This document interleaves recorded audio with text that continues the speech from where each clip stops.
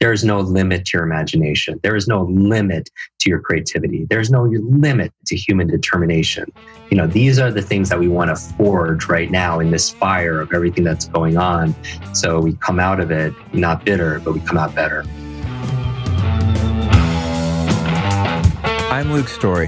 For the past 22 years, I've been relentlessly committed to my deepest passion, designing the ultimate lifestyle based on the most powerful principles of spirituality, health, psychology, and personal development. The Lifestylist Podcast is a show dedicated to sharing my discoveries and the experts behind them with you.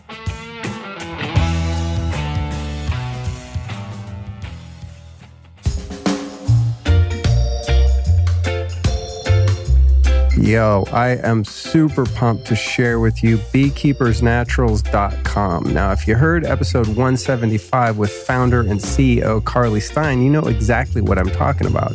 What I'm talking about are the highest quality bee products in the world from Beekeepers Naturals. Now, I've been using bee products for a long time. Back in the 90s, I was rocking like the bee pollen and using kind of gourmet honey over the years and things like that. But until that interview, honestly, I had no idea of the superpowers and the variety of different bee products. So not only do these guys make the cleanest, most organic, most potent bee products, they also have the widest variety of products. So whether it's propolis, which helps you with the immune system, soothing scratchy throats, it's really potent stuff, or the bee pollen, which is a superfood with vitamins and nutrients and gives you energy. It has amino acids and protein, whether it's the raw honey, the royal jelly. They even have a tonic for your brain. I mean, they have a lot of great products over there. So if you're not hip to the power of bee products as a superfood, I want to highly recommend that you get over to beekeepersnaturals.com. And honestly, if you want to just learn all about bees in the industry and how it's done right for ecology and for the environment, definitely go back and listen to episode 175. It's a great episode, and the founder Carly is just brilliant, and she's running a really great operation over there. So I'm very happy to support them on the show. And like all the stuff I always talk about, I use them every day. In fact, I use it too much because I run out of it. Like when I interviewed her, I was like, so I do like a couple tablespoons of the bee powered, which is the really potent one that combines all of the superfoods in the hive into one product. She's like, dude, the dose for that is half a teaspoon once a day. You're tripping.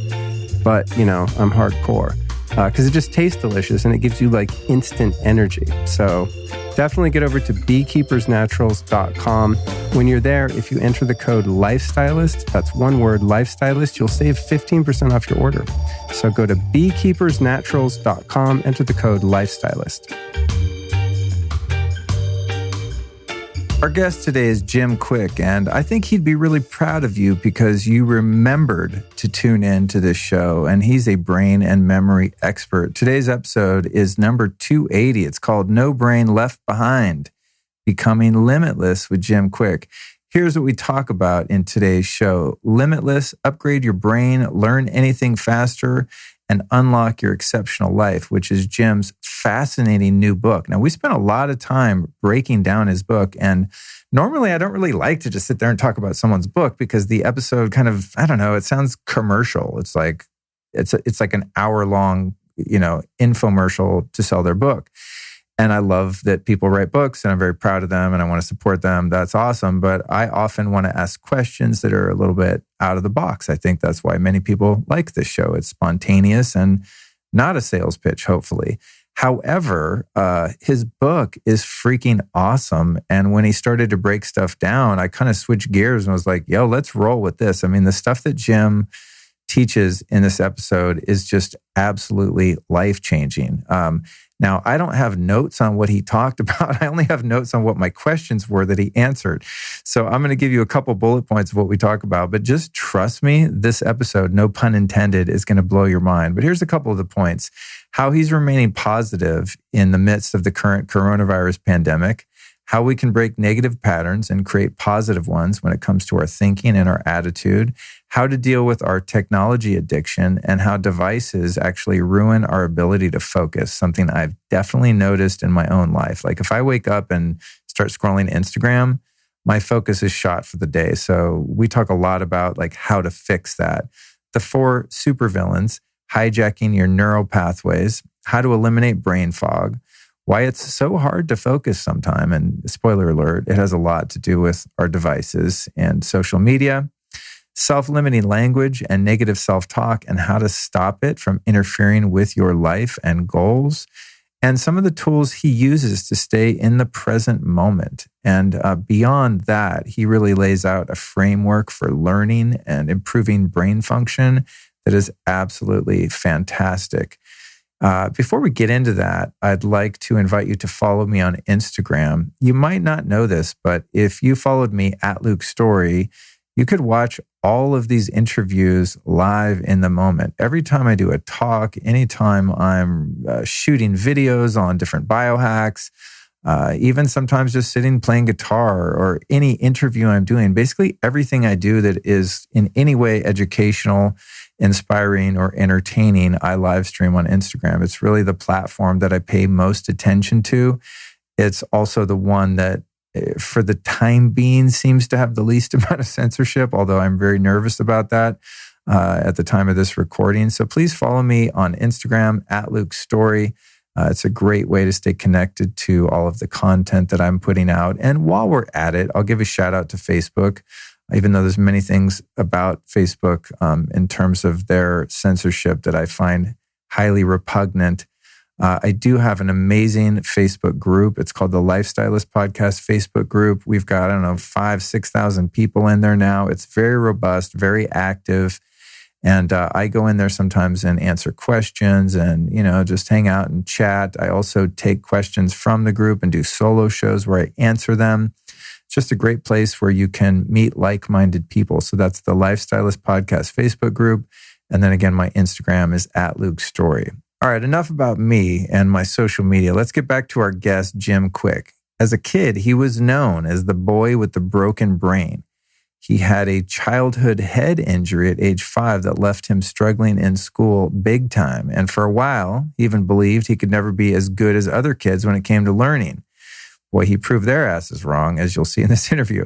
But as the years wore on, he undertook a journey to learn about his brain, why it was broken, and what he could do to fix it. Now he helps people all over the world optimize their brain and learning abilities. And man, this guy really does have an incredible brain. His body of knowledge is just absolutely insane. Like, it's so fascinating sitting down and talking to someone like this. So I'm so excited to bring you this episode. I'm also extremely stoked to bring you next week's episode. It's called Peyote Powers and Desert Dreams with Oscar and Vivian. And I'll just let that sit there. Just trust me, you're going to want to hear that episode. I've also got a number of upcoming events. You can find those at lukestory.com/events. Tons of speaking engagements. Jim and I talked about how they're all being sort of canceled or rescheduled. There's a bit of an upheaval at the moment, but I do have a lot of great events, speaking gigs, podcast recordings, etc., planned this year, and that's where you can find them. But for now, my friends, let's just go ahead and jump into the mind of Mr. Jim Kwik.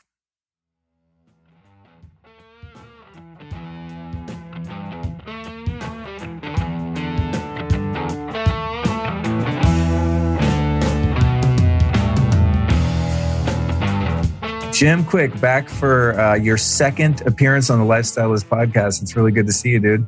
Luke, it's a real pleasure to be back, and thank you everybody who's listening to this. I've been looking forward to this conversation about how we could all be limitless in very turbulent times, to say the least. Me too. And for those listening to the podcast right now and not watching, although this will be also a YouTube video as always, you're perfectly framed with your Limitless t-shirt and you've got 2 of your books in the background on your very abundant bookshelf. Like, the only guy I've ever seen with a bookshelf more packed than that is Neil Strauss. He has a true reading library. So you're catching up. It's good company. So let's just jump right into talking about your book, because I'm sure that's what's most exciting. Limitless, upgrade your brain, learn anything faster, unlock your exceptional life. What's the premise of the book generally? And then we'll get into some of the nuts and bolts of it a little further on, but I just want to kick it off with that. Yeah, absolutely. Well, I mean, as I'm going through this, I want people to imagine, we can make this interactive into like a little master class. I want you to think about one area of your life where you feel limited. where you feel like you're not making progress. Think about an area of your life where you're not advancing and you feel held back. Maybe it's in your relationship, maybe it's in your career, maybe it's in your income, maybe it's in your health and wellness, your body or your business, your brand. In the case of this book, it's about learning. So if you've ever felt held back in your focus and your memory, your ability to process information, your ability to make good decisions and solve problems, Limitless is, let me first tell you what it's not. It's not about being perfect. Limitless Limitless is about advancing and progressing beyond what you currently believe is possible. And at the heart of Limitless is a 3-part model that I call the Limitless model. It's a framework for not only learning any subject or skill faster, it's a framework for unlocking human potential. Because initially, as you and I have had this conversation before about methodology, on your previous episode that I was on, we talked about speed reading, memory enhancement. And initially this book was 100%, when it was first written, all on methods. It was a textbook on how to learn languages, how to build your business vocabulary, how to give a TED talk from memory, how to optimize your brain health, how to change your habits, how to speed read 3 times faster and understand, all that you read. But I realized that a lot of people know what to do, but they don't do what they know. And I've been really bugged. This is my 28th year of teaching, that not everybody gets the results. Even if they know what to do, they're not doing it.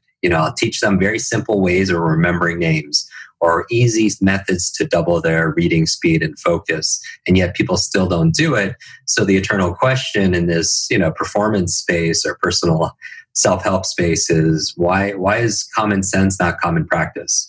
Like, we know we should be working out. We know we should be journaling. We know we should be meditating. We know we should be eating the best foods ever. We know we should be prioritizing sleep and doing all this stuff, but few people do it. And so I built the model as the answer for that, the why people don't take knowledge and turn it into real power. Because all the podcasts, let's get real here, all the podcasts and coaching programs, all the books in the world, none of it works unless we work. And what makes the difference? That makes the difference of people who take an idea and they implement it, and other people who procrastinate, they put things off. They feel like buying a book is just enough, and their book is, their shelf, as you mentioned, is just full of books that are unread, or even if they're read, they're unused, and it becomes shelf help, not self help. Shelf help. You know what I mean? It's just like buying a book is a different set of skills than actually reading that book. Right? Just because you're great at buying a book at Barnes & Noble or on Amazon doesn't mean you're great at reading that book. And there's a difference. And I think the difference that makes the difference in people's lives are the people who are able to take that knowledge's potential power and turn it into real power by applying it. So this is a 3-part framework that will show you and explain to you why you're stuck in a box. And the box could be learning. It could be a label, like I was labeled, broken with my traumatic brain injury as a child. When people see me on stages like, the events you and I attend and speak at together, they'll see me memorize 100 people's names in an audience, or 100 words, or 100 numbers. For anyone that's not seen that, especially, I don't want to use limiting language, especially not in front of you, because I know you'll call me on it, but watching you remember 100 names in a live audience, and it's obviously not fake because there's no way you could stage that, but it is spectacular, especially for someone like me that historically in the past, I have found remembering one name at a time challenging. So anyway. Yeah. And I would say that to address that, I don't do it to impress people. I really do this to express to them what's possible, because the truth is we could do that. All of us who are listening can do that, and a lot more, regardless of our age or background. And I'll explain why: career, education level, financial situation, gender, history, IQ. We've learned more about the human brain in the past 10 years than the previous 1,000 years combined. That what we found is we're grossly underestimating our own capabilities, our own potential. And the reason why we can't do it is we just weren't taught. If anything, we were taught a lie. And I call a lie a limited idea entertained. And in the book, I talk about 7 lies under the mindsets area that's holding us back around learning, like genius is born, right? Or we use 10% of our brain, or that intelligence is fixed. Like all these lies that somehow we picked up that keeps us in this trance. And this conversation you and I are having now, this book is about transcending. It's about ending the trance, this mass hypnosis. Transcending. Your word plays are it makes it memorable, right? We're ending the trance. I keep wanting to jump in, Go ahead, yeah. The rhythm of an online podcast recording is so much different than a live conversation, because there's a time delay and I don't know, it's almost like the flow of emotional intelligence and subtle cues and nonverbal cues is so much harder when you're looking at a computer screen. But there's something about your work. You really have a knack for those acronyms and those play on word statements that you make. I love those. There's like so many good ones in there. You must have a really easy time tweeting, because almost everything you say is like the perfect tweet. That's, you speak in tweets almost. I want to go back to one thing though, Jim, on the and then we'll resume the rest of the book. Of course. Interesting. But when you're talking about those books that haven't been read, I had the impulse, and I'm going to see how this works with my webcam here. See all my video equipment. That bookshelf right there is a bookshelf, and I have many more books that I have read, but that bookshelf is, I would say, 90% unread. And there's a couple of reasons I wanted. So remind me later, because you're good at remembering things, why that might be the case. And I think your book addresses that. But there's something that's really, part of it is because I interview a lot of people and they send me their books and I can't keep up, so I'll get that. And you get the meat of it from these conversations. Yeah, but there's more to it than that, which it involves attention, but we'll get to that. But there's something that's really key that you're bringing up, and that is the principle of application. Yes. When it comes to taking in knowledge, and this is, I think biblically could be said, faith without works is dead, right? Information without application is just head knowledge, and it just sits there and uses up hard drive space. And this has been a really valuable lesson for me, primarily in early recovery. When I first got sober many moons ago, there were certain books that you were directed to read if you wanted to stay alive and well. And it was always said that if you don't take those books and read every morning and actually apply what you're reading, spiritual books and whatnot, apply what you're reading throughout your day, then your character will remain unchanged, because you're not actually applying those spiritual principles that you're reading about. So that message to me comes so close to my heart. And also being someone now that is in a position to inspire other people as you do, I get so many messages from people about, for example, in terms of the biohacking world, which is not even my main thing. It's kind of a hobby, but now I've become somewhat known for it, which is funny. It's not really my mission per se, but someone will say, well, I don't have the money for all these fancy things. What can I do? And there's, of course, a limiting belief in there that they can't afford it ever. And I point that out. But then the things that I point out will be like meditation, wake up and watch the sunrise every morning, do breath work. All the stuff that really works is mostly free.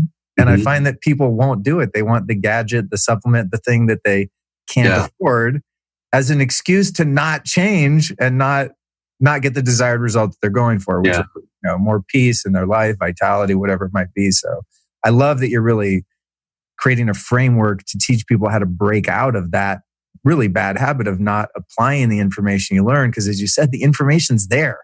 We're in the absolute information age. So there's no excuse for anyone not to be having the life they want. We have unfeathered access to the world's information. We have more information at our fingertips than President Clinton had when he was, in office. So it's an exciting time. And going back to your point, I think that knowledge really is, again, potential power. Only becomes power when we choose to utilize it and apply it. And everyone is looking for that pill. In fact, on the cover of the book, it has Will Smith's quote is really awesome. Talks about how Jim gets the maximum out of me as a human being. But the foreword is by our friend Dr. Mark Hyman. Oh, nice. He wrote the foreword, and part of his foreword, people think about Limitless. Some people think about Bradley Cooper and Robert De Niro, that movie where, he goes from zero to hero by taking this pill. The modafinil movie. Exactly. It turns him into like this genius, and he's able to focus and pick up languages, and he gets super organized, and he's able to write his book very fast, and he has a surge of motivation. In the foreword, Dr. Hyman says, there is no genius pill, but Jim Kwik gives you the process for having your best brain and your brightest future. Because there's a process, not a pill. Because everybody's looking, you're right, in different areas, they're looking for that pill that's going to fix everything in their life, or that one device. And we know it's a series of things that when you stack them together, it creates something magical.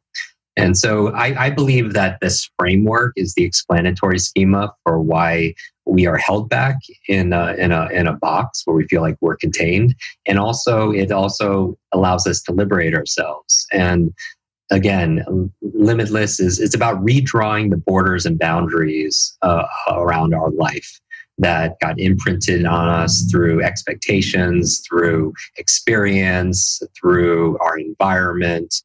Because when we're born, I remember when I was 9 years old, because of my brain injury, a teacher in front of the whole class said, "That's the boy with the broken brain."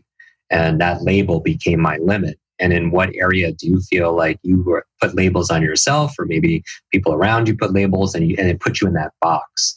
And so my passion is helping people go through a process of unlimiting. It's just a word I coined years ago. Unlimiting, not unlimited. But unlimiting is the process of removing these limits that keep us from being, doing, having, sharing the things that we desire and we most deserve. And so, let's go into the model, and then we have a conversation around this. Cool. Okay, I want to ask you one thing about that in terms of limiting. Going back to the example I gave of somebody that sends in an email to my website or a direct message on social media and says, "Hey, I want to improve my life. I hear all these things you talk about, but I can't afford it." Yeah.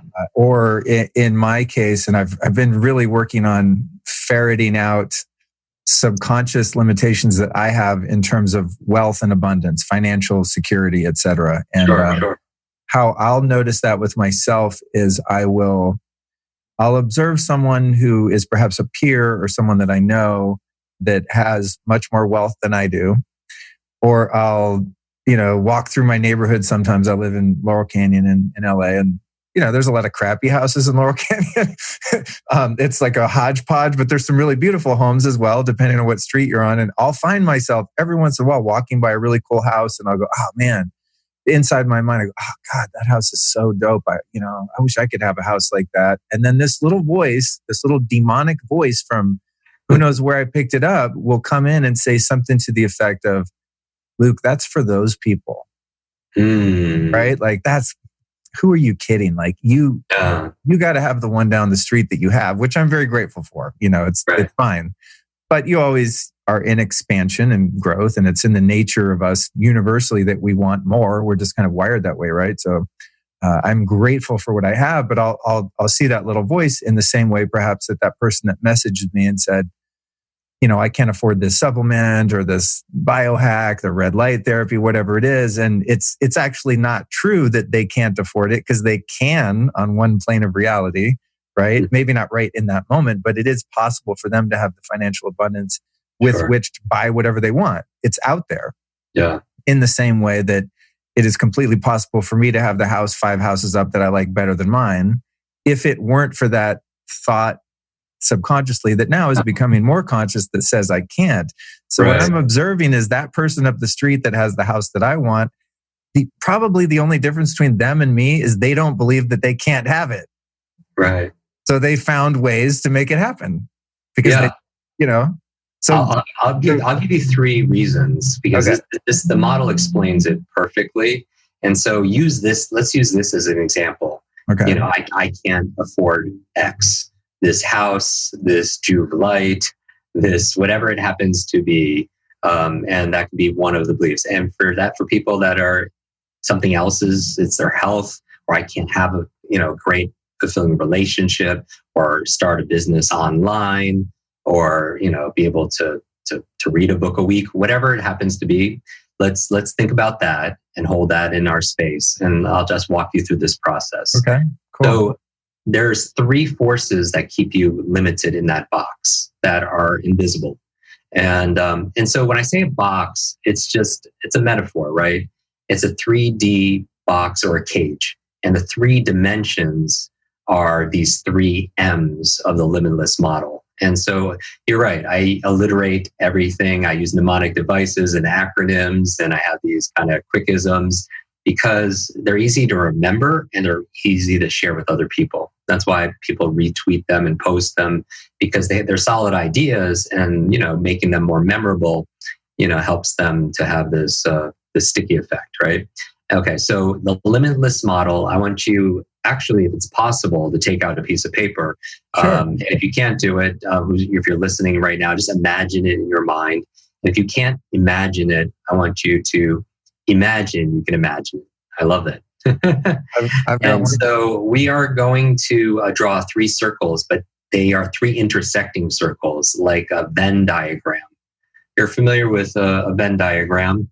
It's looks like Mickey Mouse.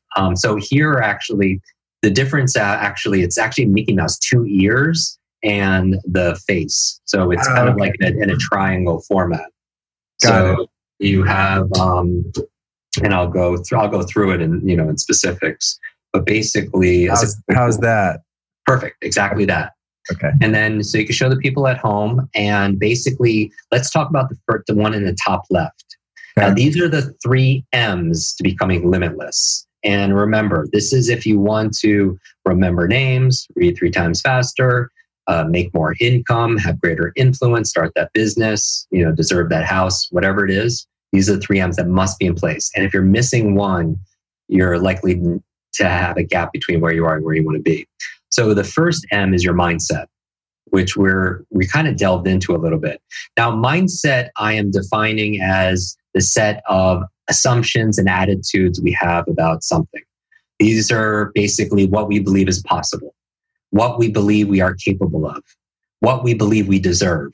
So looking at that house 5 doors down, it's like, do you believe it's possible? Do you believe you are capable of achieving that? Do you believe you even deserve that? And people could be thinking about that perfect mate. All right, do you believe you're capable of meeting that person and having a relationship? Do you believe you deserve it?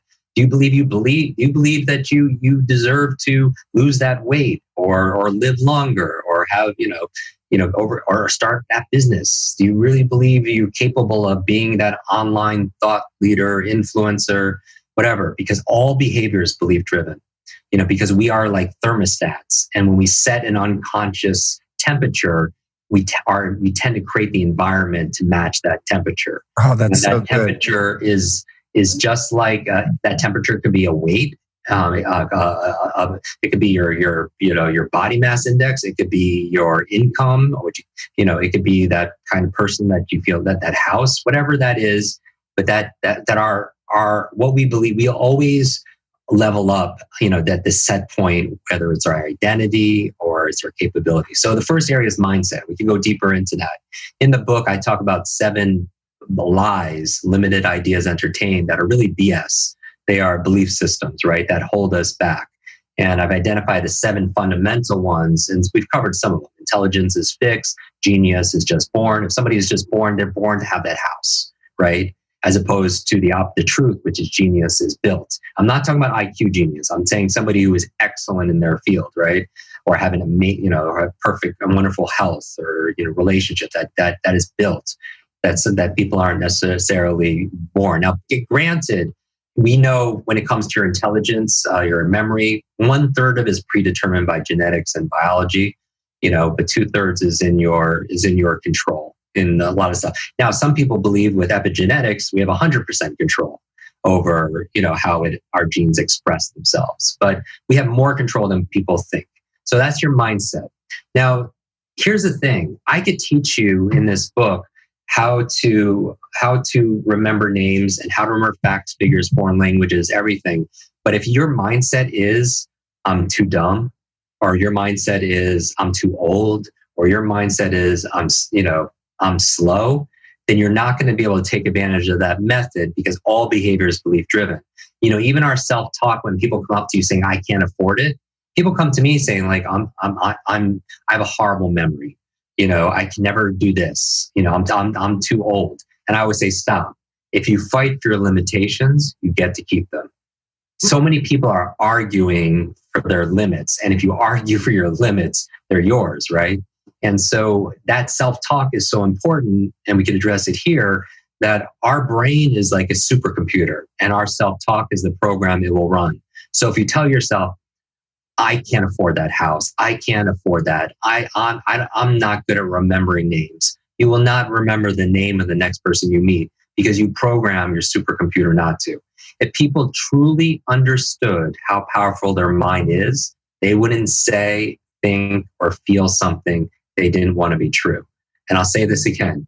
If you truly understood how powerful you are, your mind especially is, you wouldn't say or think or maybe even feel something you didn't want to be true. Now, that's not to say you have one negative feeling, one negative thought, self-talk, it ruined your life any more than eating that junk food is going to just ruin your whole life, right?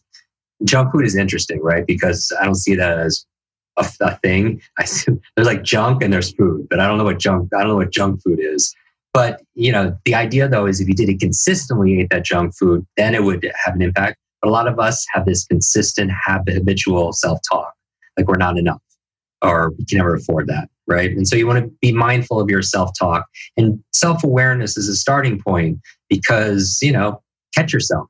I'm not good at remembering names yet. Just add a little word there, like yet, and then once you're aware of it, then you can begin to change it. So that's the mindset part. That's really good, because as you're describing that mindset, I busted myself on quite a few of them. One of them that comes to mind that I caught myself saying a lot as I became aware of this was that I'm not a morning person. Ooh. And in fact, I just agreed to do an Instagram takeover for this company, Wanderlust. And I was really excited about it. And, because everyone's in quarantine right now, so everyone's live streaming. I'm going to do a takeover for them. And I sent them some copy for it and kind of my thoughts on an outline, what I was going to, offer. And I was really excited. Then they sent me an email and they said, cool, so here's the thing, just log in at 8 a.m. and the flyer says 8 a.m. And I was like, squeeze me, 8 a.m.? You obviously don't know me very well. I don't do anything except maybe meditate at 8 a.m. And so I reached out to them and I said, is there any way to change it? And there's not. And then I was talking to my girlfriend about it. I said, dude, what am I going to do? I'm not a morning person. I was like, there it is. Yeah. So how many years have I been telling people I'm not a morning person? I'm not a morning person, and actually furthering that narrative and ingraining that to make myself tired in the morning and not actually able to do take over at 8 a.m. or whatever I might want to do. And that's perfect evidence of the power of our own words, that to have over our physiology. And so if you argue for your limits, then they're yours, and you put yourself in trance. Remember, this conversation is about transcending, ending that mass hypnosis. And some of it's coming from marketing, some of it's coming from media, but some of it's just coming from inside.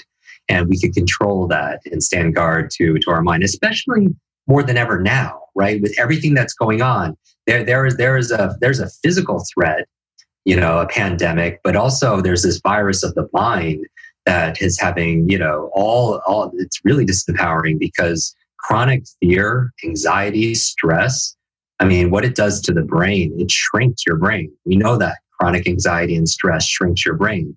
We know what it does to your immune system, how it makes you more susceptible to colds and flus and viruses. There's a whole area of science called neuroimmunology.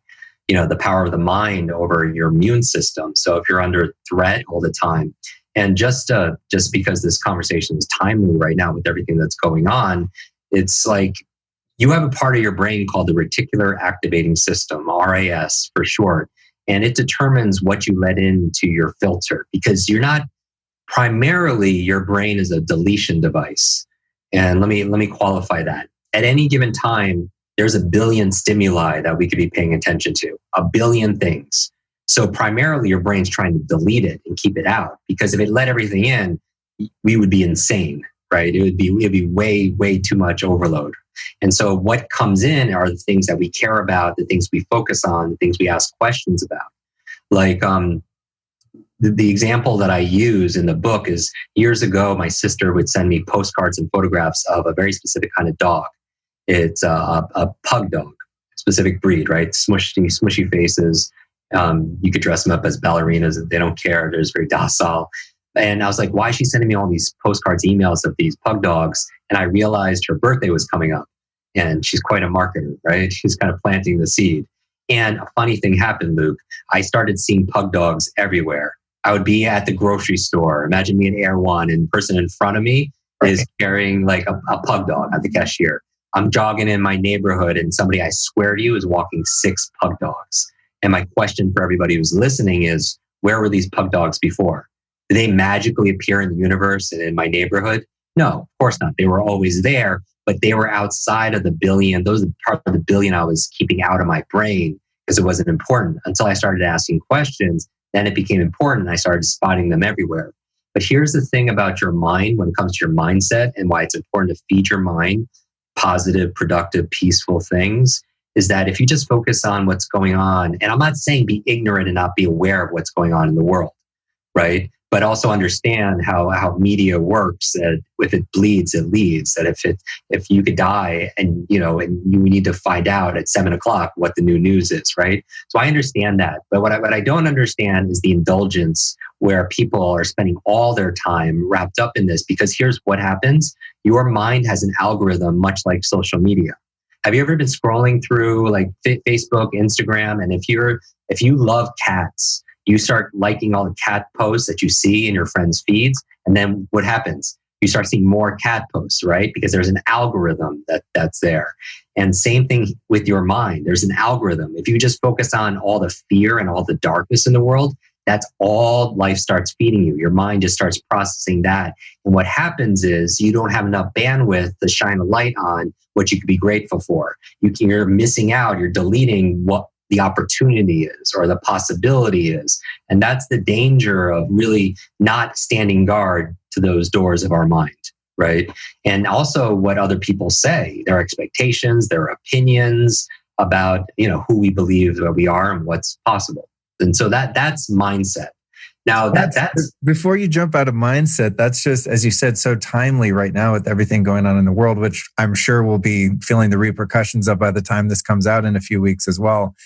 But I've noticed over the years, especially going back to mornings, actually in the morning routine, that if I fall out of the discipline of doing my meditation, my gratitude work, just really going within, the very first thing when I wake up, maybe, take a shower, just kind of wake up. But if I jump on Twitter and start looking at politics or current events, it will color my whole day and I'll have a much crappier day than if I wake up and really get centered within myself, remember who I am, what my mission is, what my dharma is, like what my day is about. If I don't determine that, it will absolutely be determined by whatever inputs I give it.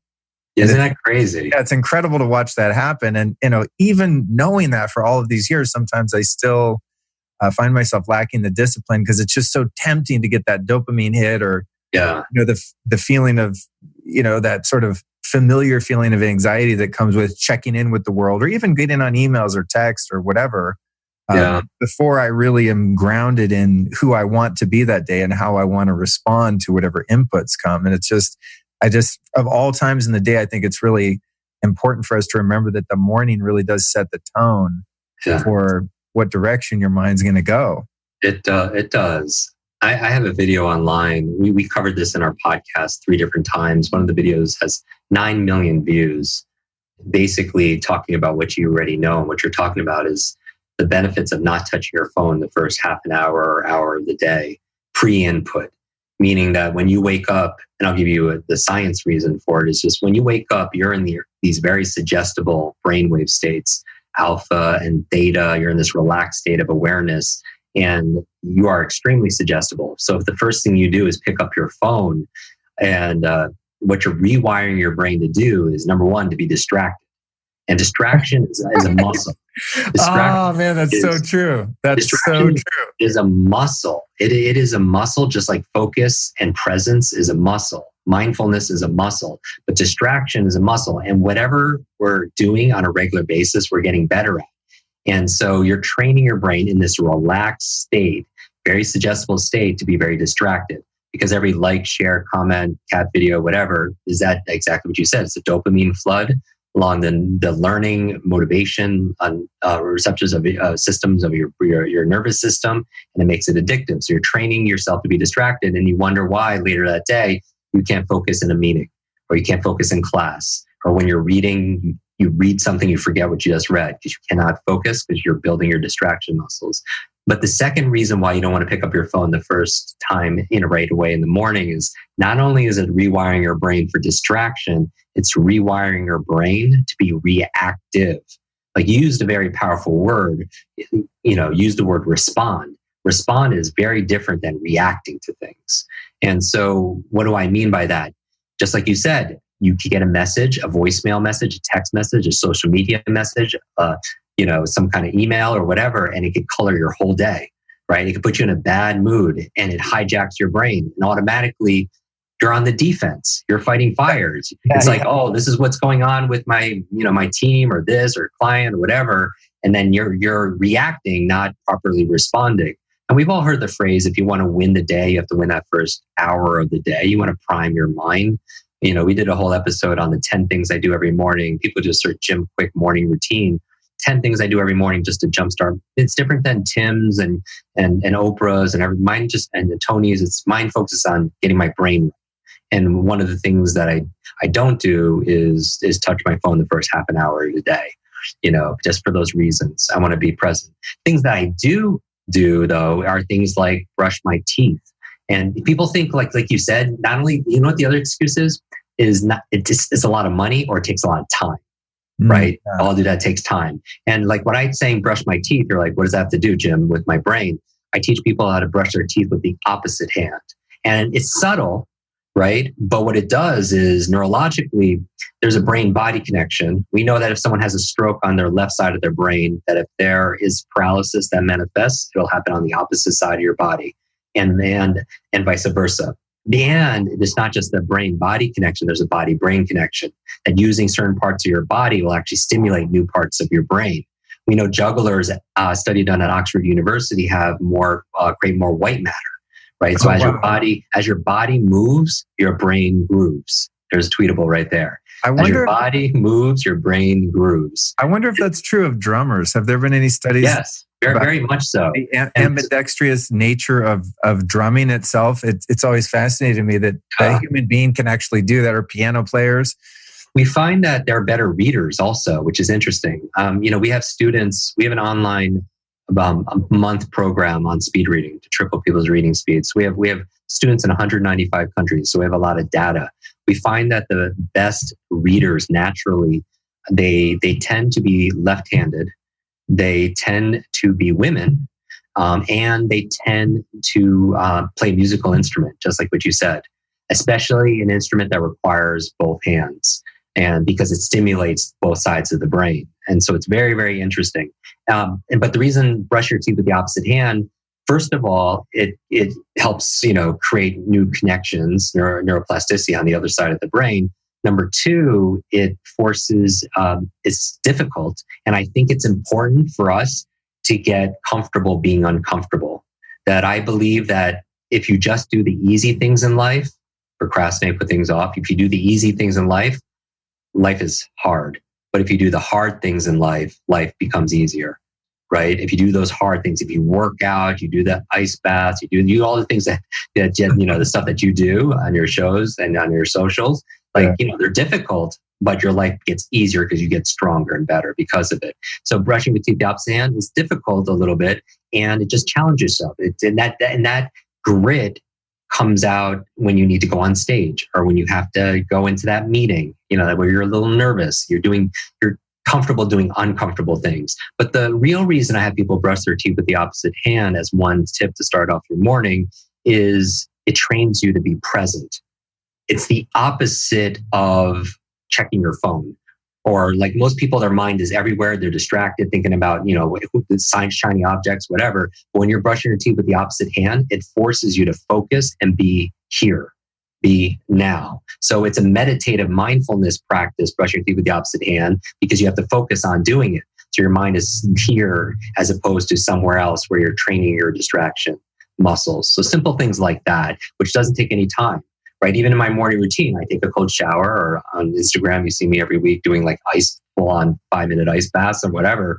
Yeah, I hate the cold. I hate it.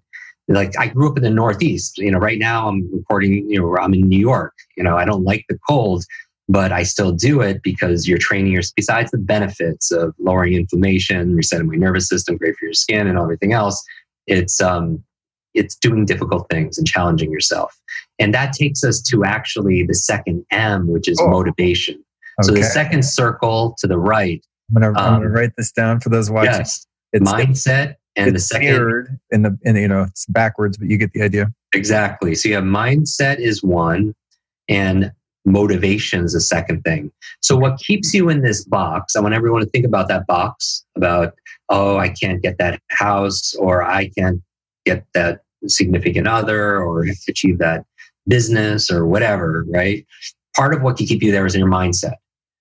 Not believing it's possible, not believing you deserve it, you're capable of it. But also, if let's say you have an infinite mindset, you have a limitless mindset, what could keep you from not getting it is lack of motivation, right? Now, here's the thing. When I say motivation, it's a tainted word, because some people, when you hear the word motivation, they think, get excited at a seminar and jump on chairs, and the next day, nothing changes. They get excited in the moment. They call it motivation, but the evidence that somebody has motivation is they're taking action towards that goal, right? Doesn't matter if they're not doing something, they're not motivated. So that's clear.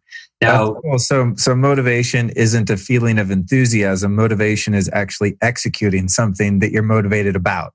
Exactly. And I'll give you the 3-step formula. This is what I've found through not only all the research that I've done the past 3 decades, but this is 28 years of field testing, top athletes and actors and founders and educators. And genius leaves clues. That's just a belief that I have, that when somebody is amazing at something, there are clues to be able to create that. There's always a method behind what looks like magic. So when people even see me do these memory feats, there's a method. I show them exactly how to do it, right? So motivation, let's take away 2 of the lies. Limited idea, entertain, right? The first one is that it's just getting excited, right? It's not about getting excited, because that's not sustainable. People have compared it to a warm bath. It's really nice and cozy, but then it cools off. Then you got to heat it up again, and heat it up again. I'm not talking about getting hyped up. The other lie I would say is you don't have to enjoy that activity. People think in order to be motivated for something, they have to get a lot of joy and pleasure out of that activity. But, I just mentioned, I never miss a cold shower in the morning. Never.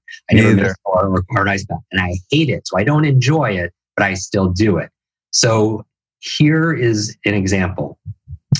This is the formula for sustainable motivation. Because in the movie, they take a pill, right? Bradley Cooper takes a pill and he has a surge of motivation. But after that pill wears off in 24 hours, he goes back down to, his level set, right? So I want sustainable motivation. And the formula for sustainable motivation and drive is this: P times E times S3. I mean, this really is 3 books in one. It's mindset, motivation, and then the final M. The motivation formula, the key, if you are not motivated, if you are procrastinating, if you are putting things off, if you just act sometimes when it's convenient and you're not consistent about it, one of these 3 things are missing. P times E times S3. The P stands for purpose. So okay. I don't enjoy cold showers. And I'm not saying don't bring the joy. You could choose to bring joy into it, but I'm just saying it's not a prerequisite for being motivated. I'm saying, like, I was having this conversation the other day with Tom Bilyeu. He wakes up every morning very, very early, 4:30 in the morning, and he works out. And, I was like, do you enjoy it? He was like, no, I hate working out. But he never misses a day. So you can't deny he's motivated. And so motivation is, you don't have to enjoy it, but the P stands for purpose. Purpose are the reasons that you have for doing that action or activity. You have to have a clear reason. So you are give me an area of your life where you have endless motivation. You just do it. There's no, like, very rare exception. Do you not get this thing done? That's easy. Doing interviews, right? Everything I do in my life that one could consider work, and I guess it's one of the ways I make a living. So it is work as a vocation, but interviews to me are just automatic, fun. I'm always motivated to do them. I always get them done. They're always great. Why? Now, what about it? Can I ask you why? Why do you think that is? That you have this sustainable motivation? What's your reason behind? What does it give you? I'm gonna cheat, but it just came to mind because it's so true. Is the purpose? What's the purpose of doing these interviews? There's multiple purposes. The benefit, of course, that I derive from talking to fascinating people and connecting with people and using communication skills and getting better at that, and then also the end result of other people benefiting and being of service and contributing something to society by doing the interviews and then sharing them. And that's perfect, Luke, because this is the perfect example of how this Limitless model works. You have sustainable motivation. You don't have to force yourself to do it because you found your reasons. And with your reasons come results. Your reasons for learning, for connecting, for helping other people, you're so crystal clear. And even if someone can't articulate it, if they feel it in their heart, that's what counts, is the feeling. Some people intellectually can know all the reasons they should read a book a week or something, but they don't feel the reasons. They don't feel the pleasure, or they don't allow themselves to even feel the pain, because pain can be very motivating also. Like, who's counting on me? Like, for somebody who, I know somebody recently who changed their diet big time and their way of life big time, their amount of exercise big time, because they had a triple bypass surgery, and their reason for changing wasn't the bypass, it was their daughter, because they wanted to walk their daughter down the aisle. And that loss, or the fear of loss, now all of a sudden they don't have to motivate themselves to move every day, to be able to eat right, because they have their reason. It's so crystal clear. So the P in the formula is purpose, that you don't necessarily have to enjoy that thing, eating that food, or that green juice that maybe it tastes nasty or whatever, or that hydrogen or whatever it maybe is, you don't like it, but you still do it because you have a reason for it. You're clear about it. Pain or pleasure, you feel it. The E in the equation, P times E times S3, the E stand. So coming back, how I came up with this formula is, there's a lot of misinformation about motivation and drive and information that's functional, right? And so I was like, okay, if somebody has a reason, will they always 100% be motivated? And I was like, is there any case where they won't be motivated? And I was like, yes, they could be missing the E. The E stands for energy, meaning somebody could have the purpose for working out, but if they didn't sleep for the past 2 nights, they're not going to be very motivated. They're not going to exercise because they lack the sleep. They lack the vitality to do that. So in the book, in the section on motivation, I have a whole chapter on purpose, finding your life purpose, how it's different from your passion, how to be able to cultivate it and feel and motivate and create leverage in yourself. And there's this whole section, there's a whole chapter on energy. And these are really the 10 things that I cultivate to have unlimited vitality. Because energy, another myth, a lie, because I'm going through all the lies here, a limited idea entertained, is that you have energy. Because we say it all the time, I don't have energy, or I have lots of energy. You don't have energy, you do energy. You don't have focus, you do focus. You don't have motivation, you do motivation. You don't have creativity, you do creativity. And when you take a noun and you put it and turn it into a verb, it gives you your agency back, because you get your power back because you know what to do, as opposed to hoping you wake up and like, oh, I hope I have creativity to make videos today. I hope I have focus today so I could write. I hope I have motivation so I could get these things done on my to-do list. That's the trance. We have to end that trance, because we're putting ourselves in trance with the language we're using, saying the word have. These aren't things you have, they're things you do, right? And so when you turn into a process or a practice or a routine, then it gives you your power. So I talk about the 10 keys for having unlimited energy, everything from the best brain foods to optimizing your sleep to, reducing your stress to energy vampires. Get all 10 taken care of, right? That's really good. We'll be right back at you after this brief but important announcement. I wonder if you can guess what my very favorite herb in the entire world is. You think you can guess? Think about it for a second. What is Luke's favorite herb? What's the herb that he uses every day above all else? Well, I'm going to give you a hint. It's called coffee, folks. What's even cooler, though, is my friends over at Four Sigmatic now make a mushroom coffee that's got medicinal mushrooms like lion's mane and chaga. Chaga is the king of mushrooms. It supports your immune system. It's got hella antioxidants. It's amazing. Now, these shrooms don't contain psilocybin, but they do help you think and be more creative, especially the lion's mane. It's my brain's best friend. It supports focus, productivity, and creativity during my busy days of recording and doing all the other shenanigans that I get up to. Now, I know what you're thinking. You're probably thinking, wait, this coffee has mushrooms in it. Isn't it gross? You're probably also thinking, wait, coffee's an herb? Yeah, it's an herb. It's not like the kind of herb you smoke. I know what you're thinking. Shrooms, herb. That's not where I'm going here, guys. I'm talking about clean living. I'm talking about being awake, being alert, and having energy. And that's why I love the Four Sigmatic mushroom coffee. You can get your grubby little hands on some of this by getting over to foursigmatic.com/Luke Story. That's FOURSIGMATIC, foursigmatic.com/Luke. Just by going to that webpage, you're going to save 15% off your order. What's really cool, though, I got to back up here about the Four Sigmatic coffee, is it comes in easy-to-use packets that you can take anywhere. So you put them in your gym bag, your suitcase, your purse. I have these things kind of stashed all over my life in every suitcase, every bag, my shaving kit that I travel with, even though I don't shave, obviously. Who needs to shave when you can drink this delicious coffee? No, I'm just kidding, but not really. But I'd love for you to check it out. It's amazing coffee. It's organic, mold-free, all that good stuff. You can find it at foursigmatic.com/Luke Story. That's foursigmatic.com/Luke Story. Get your mushroom coffee over there.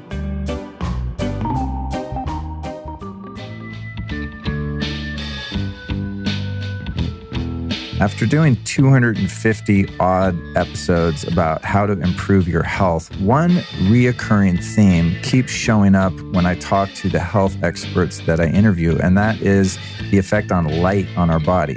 So just like a whole food can be broken down into different vitamins and minerals, sunlight can actually be broken down into different colors. And just like the nutrients in whole food, each color of sunlight has its own effect on our bodies.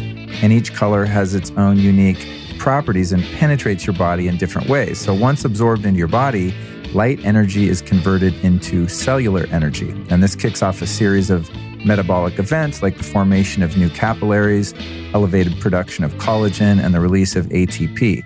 And red light therapy in particular has been approved by the FDA, and its effectiveness has been studied throughout the world. So when it comes to doing the red light therapy, which is something I do just about every day, there's one device that I use and one device only because it's the best one I've found, and it's called a Joovv. If you want to check this out, head over to joovv.com/Luke. That's JOOVV, joovv.com/Luke. Once you get to that link, you're going to get a special bonus offer for them. And you're going to learn everything there is to know about red light therapy. Not only do they sell these devices, they do a great job of educating you on exactly what they do and why you want to add this to your regimen. So get to joovv.com/Luke. And now back to the interview. I love that distinction, man. That's really good, because I'm thinking about, you watch certain people. I'm thinking of a guy like Tony Robbins or Joe Dispenza, two people that I've, watched operate in their workshops. And especially Tony. I mean, he's such an obvious example, but you're going, how does this guy have the energy to do this for that long? And even I was at a recent retreat with Joe Dispenza, and then, he's got a different vibe, but still, I mean, this guy's going for 9 days at this retreat, and we're getting up at 4 a.m. and doing like 4.5-hour pineal gland meditations. And he's right there with everyone. We're tired as hell. I mean, I can barely do it. And I probably lead, I'm going to guess on paper, a healthier lifestyle than Joe Dispenza, probably based on hearing him talk. He drinks wine, he eats cheese, he lives his best life. He doesn't seem to care about biohacking and all this stuff. And he's kicking my ass, relatively speaking, right? And I've observed people like that. And it's like, well, where do they get that energy from? They seem to have tapped into this endless resource. And I'm finding myself at times wondering how they do that. But when you frame it as not a noun, but rather as a verb, that it's something that you're doing, not something you have to go and get and put in you, but it's something that you're also, applying and exercising. Yeah. And also, okay, so let's address that, because I know both those gentlemen. First of all, they have their reasons, right? They're very clear on their mission. They're very clear on the reasons.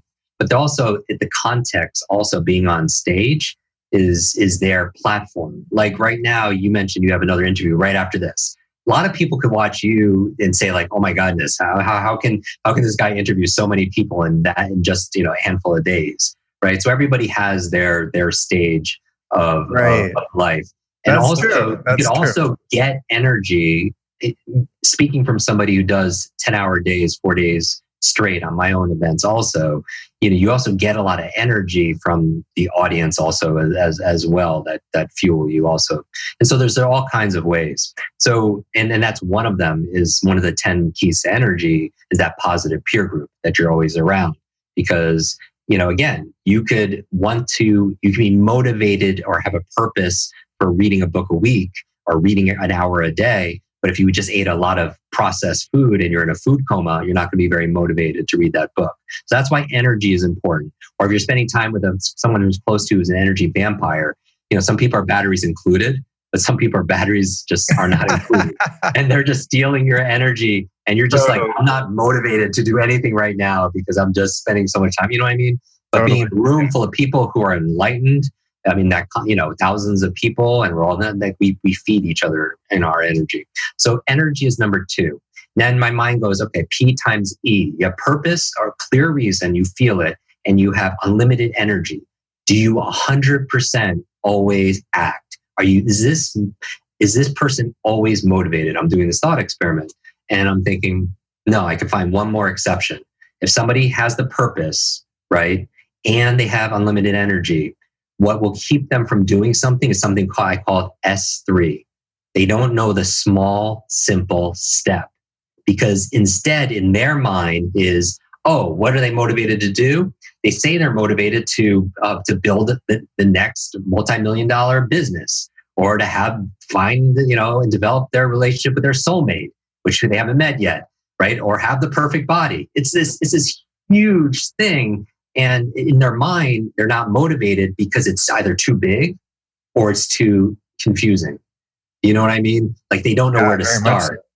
And so that would keep somebody unmotivated, even if they had a reason to build that business or a reason to be in that relationship, a reason to have that perfect body, even if they have unlimited energy. They're not starting someplace. They have something that's too ambiguous and too intimidating, maybe, or too confusing. And a confused mind will never do anything.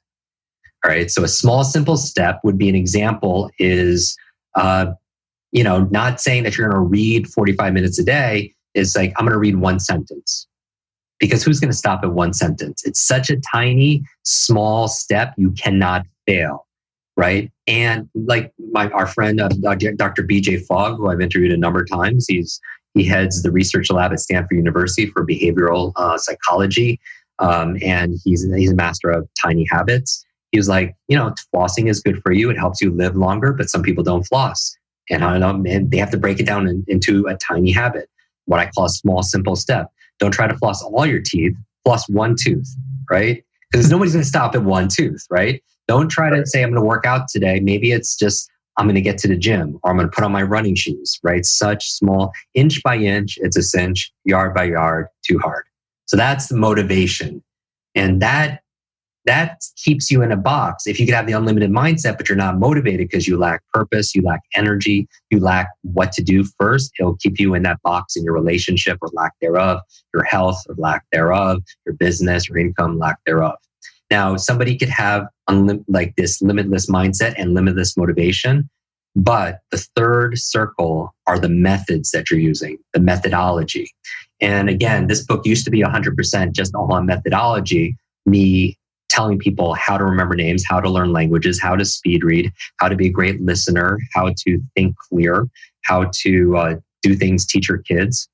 But if it's Exactly that. So it's the methodology, it's the methods. Because somebody could have a limitless mindset, they could have limitless motivation, but they could be practicing a method that is old or antiquated or just wrong.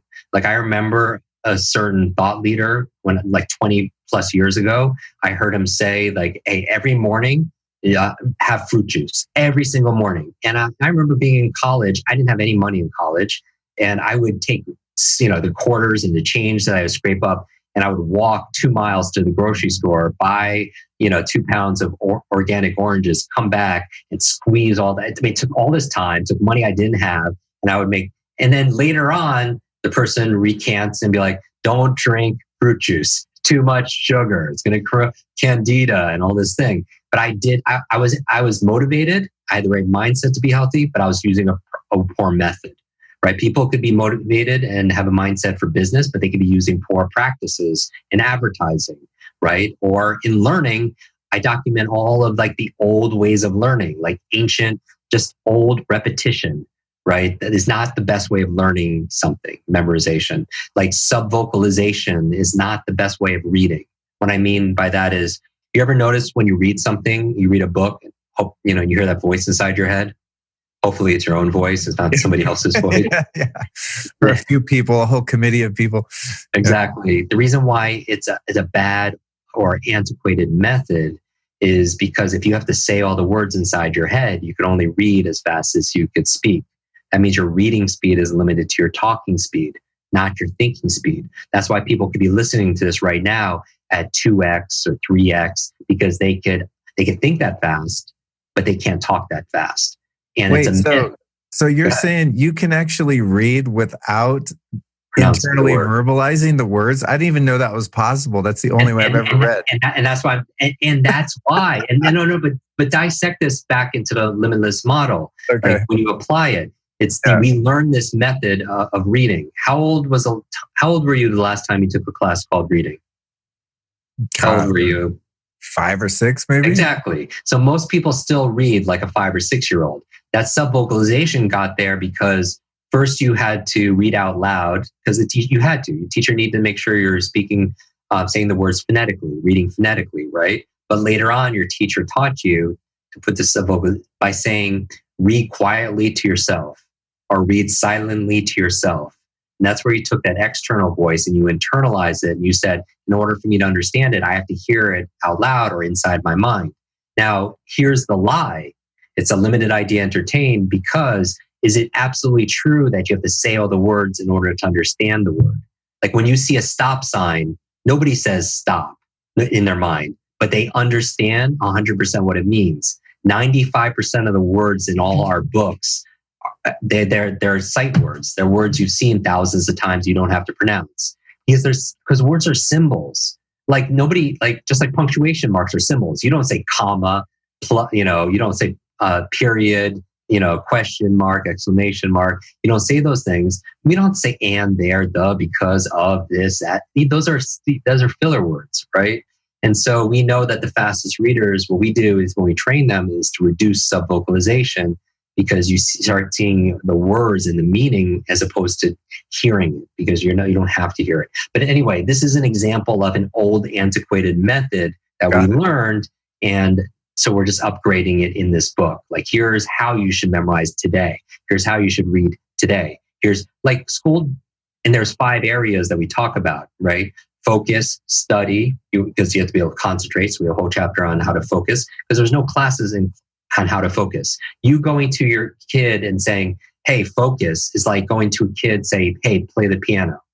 And the kid's doesn't know how to play the piano, never took a class, but they've never taken a class on focus. You tell this kid to study, they've never taken a class on studying, right? So focus, study, memory is the largest chapter in the book, speed reading, and then critical thinking skills. Do you realize that kids are tested? They have lower analytical abilities than previous generations because of technology. Because technology, number one, digital dementia.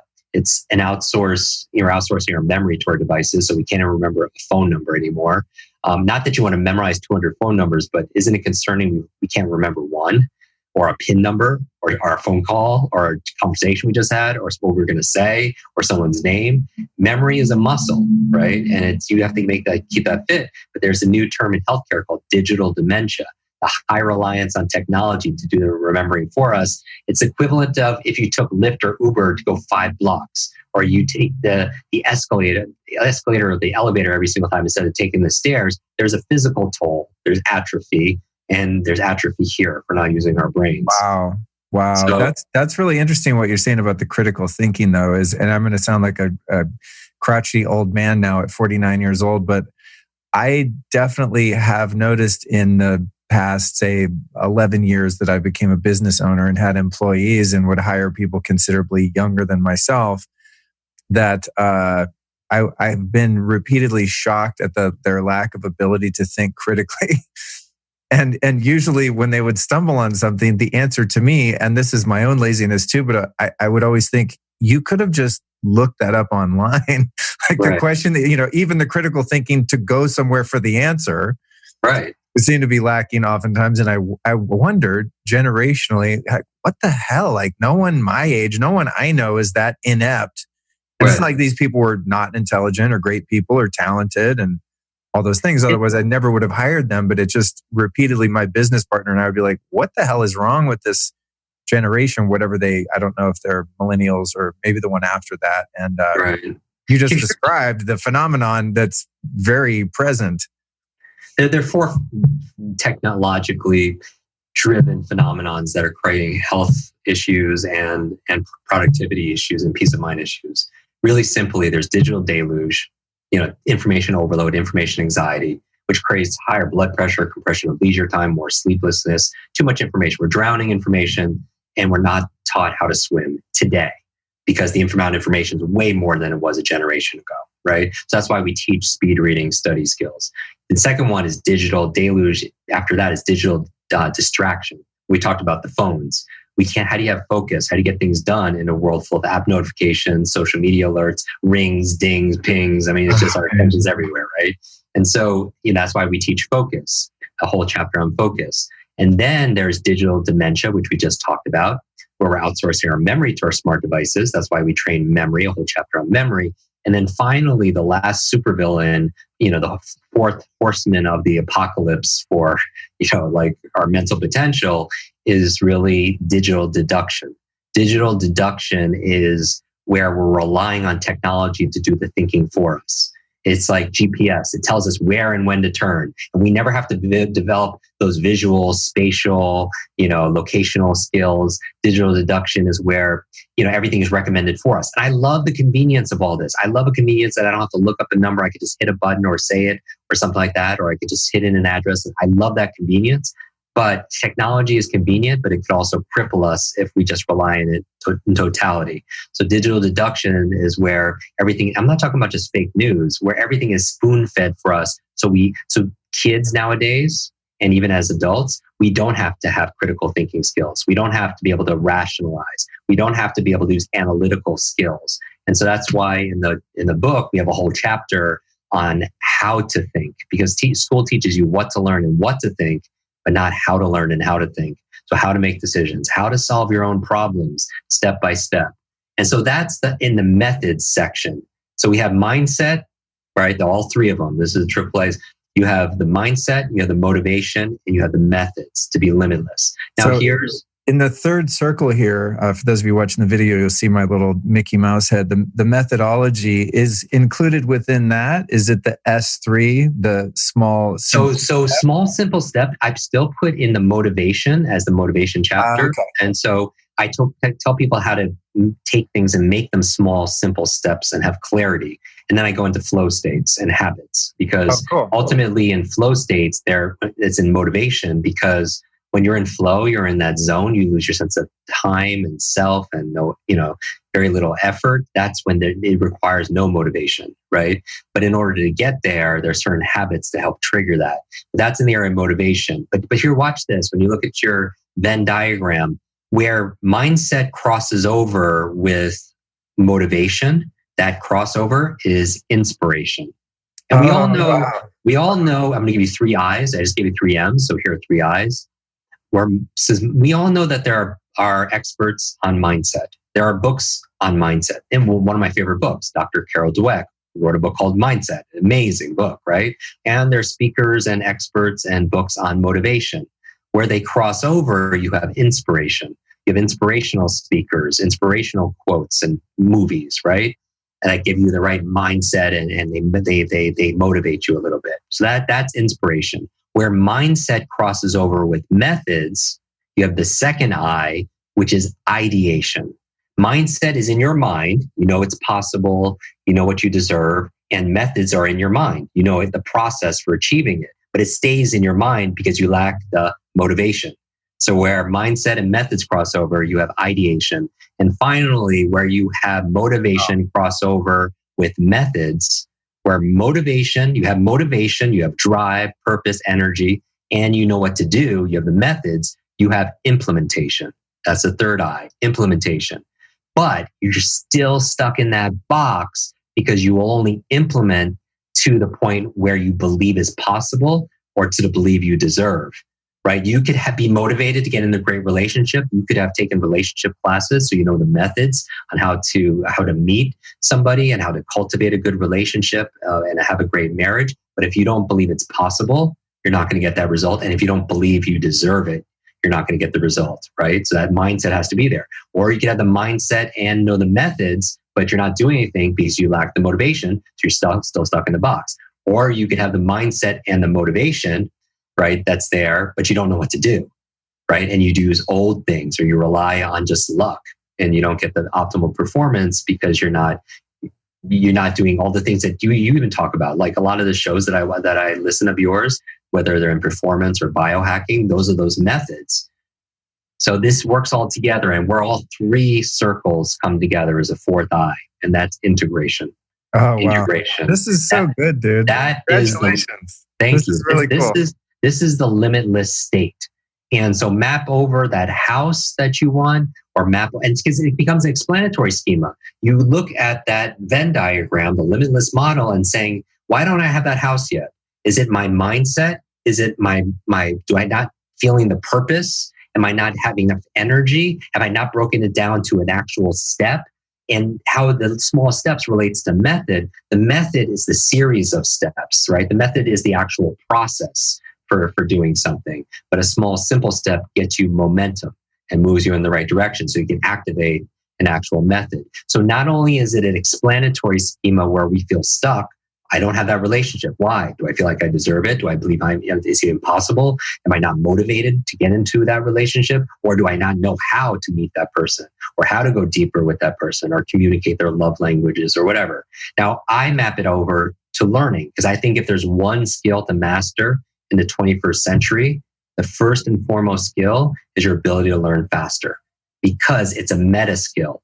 Like metamorphosis or meta thinking about your thinking. Meta learning is learning how to learn.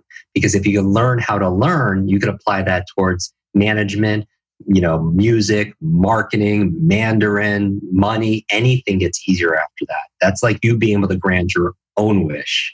And that's why the model is so strong. So this is field tested, but it used to be, again, a methods book. And then I added the mindset and the motivation, and it's like 3 books in one, and it unlocks human potential.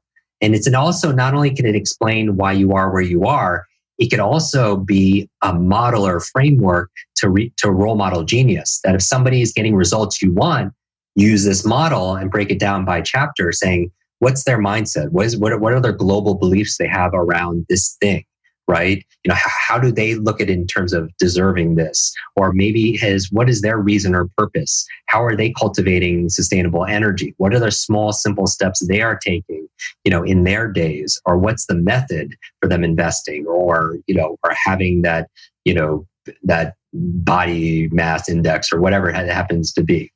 It becomes a learning model for everybody. It's funny when someone has a project, an online course, a book, a retreat that they want to promote, they'll kind of do the rounds of podcasts and things like that. And of course, as a host, I always want to oblige the guest and help promote whatever it is that they're doing because, they're spending time and they deserve to sell some books or whatever too. But I have to say, usually for me, it's kind of like, I won't base the whole conversation on a book. I'm like, yeah, tell us about the book. And then I'm going to selfishly ask the questions that I already had in mind. Right. But this is like been an incredible, and I want to keep going. I'm not saying it's ending, but it's actually been a really incredible episode. And we have really stuck to the book. So I'm going to just really encourage people, go buy this freaking book. This is insane. Like, this is cool. I want the book. Please send me one. Luke, can I tell you what we did for people? This is so cool. Can I tell people? Can I tell people what we did? Yeah. We created something very special at limitlessbook.com, and I'm very proud of this because my goal, because I grew up with learning challenges. Right, I was labeled the boy with a broken brain. That label became my limit. My caregiver growing up was my grandmother, who passed away of Alzheimer's, and go through my learning challenges and my traumatic brain injury while she was losing her memory. It just put me on a certain inflection point in terms of my mess became my message. So for 28 years straight, all I've done is focused on helping people have their better brain that they desire and that they deserve.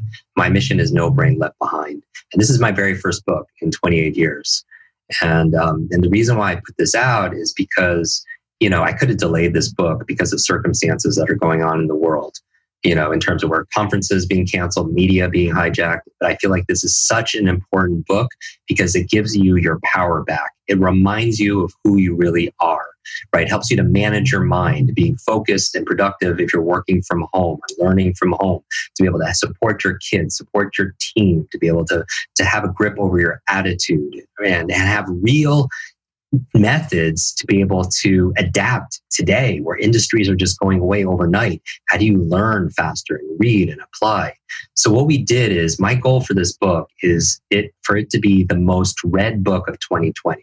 Now, I'm not saying the best-selling book of 2020, the most read, because we started this conversation where a lot of people buy books and they're still sitting on their shelf, 90% unread. And how I'm going to help you to do this is, when you get this book at limitlessbook.com today, I'm going to gift you a 10-day program to prime your brain. So when the book arrives, you're going to read it faster. It's like a 10-day audio video course on Limitless. And the first days, I go through the model and draw it out for you in detail. And the second day, I show you how to remove limiting beliefs that keep you from achieving and finishing this book and saying you don't deserve it, you're not enough. And then tactically, I go through and show you how to energize your brain, how to find your purpose, and also how to find these small, simple steps to read faster, have better focus, and improve memory. What does that allow you to do? When the book arrives, all of a sudden, you're going to finish that book because you are equipped with skills to read faster, to remember what you read. But not only that, what I'm going to do for everybody is a live coaching. We're going to create a 4-week book club on Limitless. So after everybody gets their book, we're going to get their 4 sections of the books, 1 intro section and 1 on each of the 3 M's.